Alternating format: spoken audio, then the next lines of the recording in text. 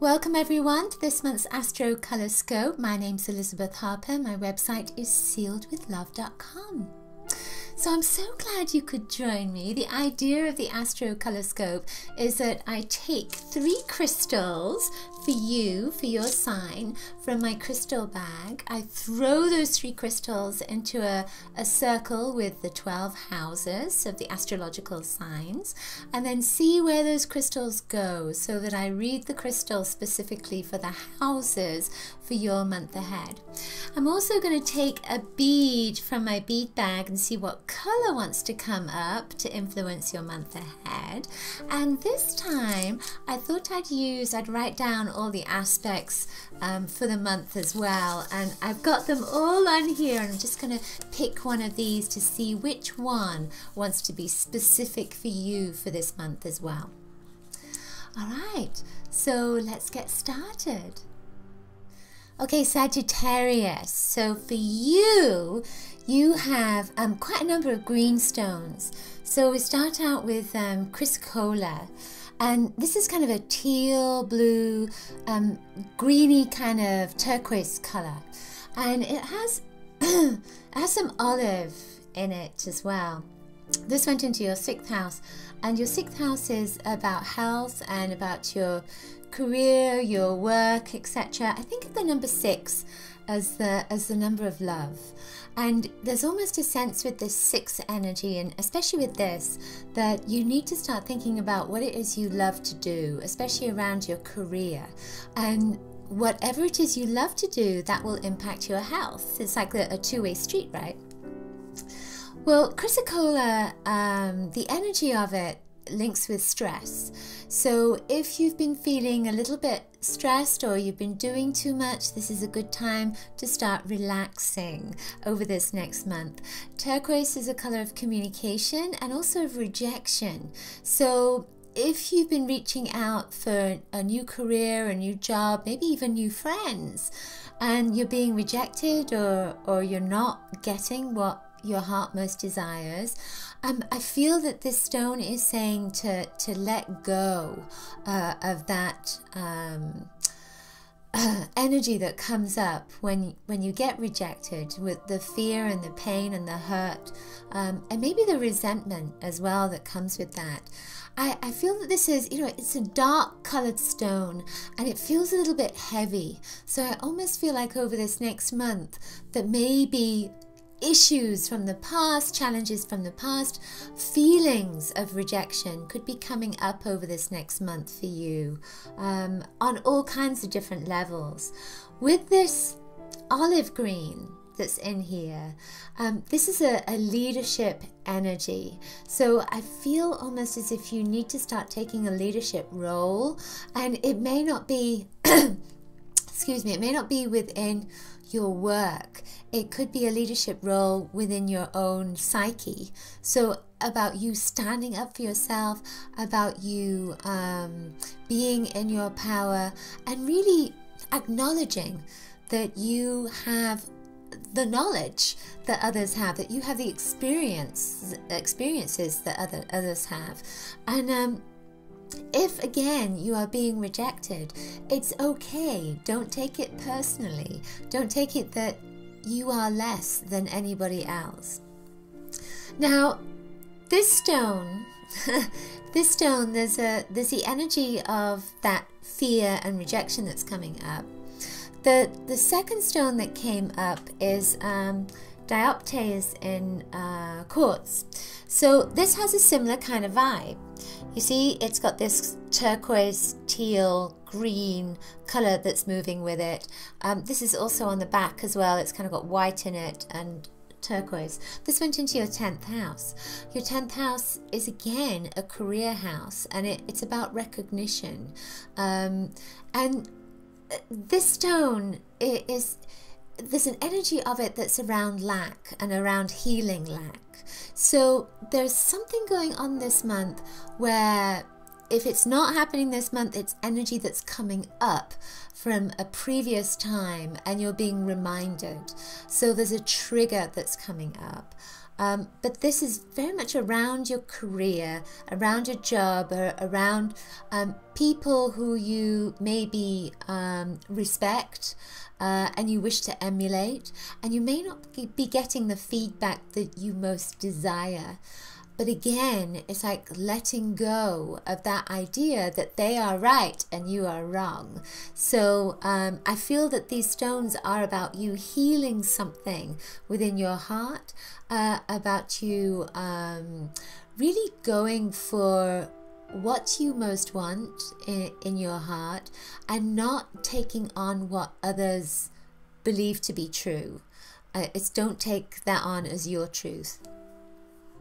When I look at this, you know, it almost looks like you're opening up, your awareness is opening up of who you are. And when that happens, you become stronger, you become more grounded, you get into that place of being a leader. But again, it's not necessarily a leader in a particular career, it's a leader within your own vibration, with your own self, with your own psyche. There's a beautiful kind of stripy white and turquoise color on the back of here.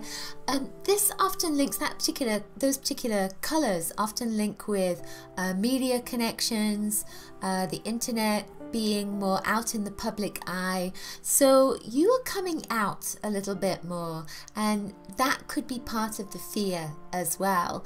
And there could have been something that's happened in the past and you're afraid that it might happen again. The final stone that came up is ametrine, and ametrine is amethyst, which is the violet, and yellow, golden yellow, which is the citrine. And this stone went into your 12th house, and violet and yellow are opposite each other on the color wheel. Yellow is a color of being out there and being seen. Violet is a color maybe of you knowing stuff, being very experienced, but you tend to be more internal. So they're opposite each other. The yellow wants to come out, the violet wants to stay in. And I feel that's the theme for you this month with these three stones.